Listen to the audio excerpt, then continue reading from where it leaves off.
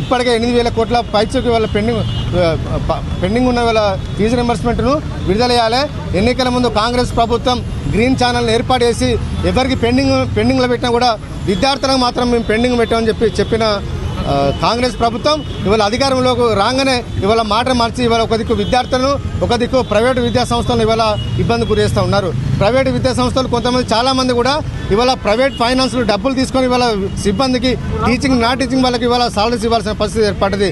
దాంతో యాజమాన్యాలు ఇవాళ విద్యార్థుల మీద ఒత్తిడి తీసుకొచ్చి డబ్బులు ఇస్తేనే మీరు కాలేజీకి రండి, లేకపోతే కాలేజీలు మూసేస్తామని చెప్పి ఇవాళ ఈ స్వతంత్ర భారతదేశంలో మొదటిసారిగా తెలంగాణలో ఫస్ట్ టైం ఇవాళ ప్రభుత్వానికి నోటీసులు ఇచ్చిన చరిత్ర ఇవాళ విద్యా సంస్థలకు ఉన్నది. కాబట్టి ఈ ప్రభుత్వం నిజంగా సిగ్గుచేటు షేమ్ఫుల్గా భావించాల్సిన రేవంత్ రెడ్డి గారు ఇప్పటికైనా ప్రభుత్వం ఒక మెట్టు దిగి కాంట్రాక్టర్లు బిల్లులు ఆపిన మంచిగా, కానీ ఇవాళ రియంబర్స్మెంట్ విషయంలో మాత్రం ఇవాళ విద్యా సంస్థలకు బిల్లులు చెల్లిస్తే ఇవాళ విద్యార్థులు మంచిగా చదువుకుంటారు. యాజమాన్యాలు వాళ్ళు టీచింగ్ నాన్ టీచింగ్ వాళ్ళు జీతాలు ఇస్తారు కాబట్టి విద్యార్థుల మీద ఒత్తిడి జరగదు.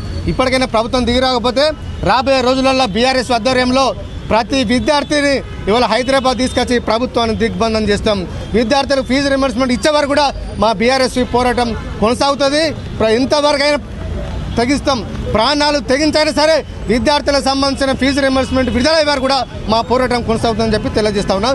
జై తెలంగాణ.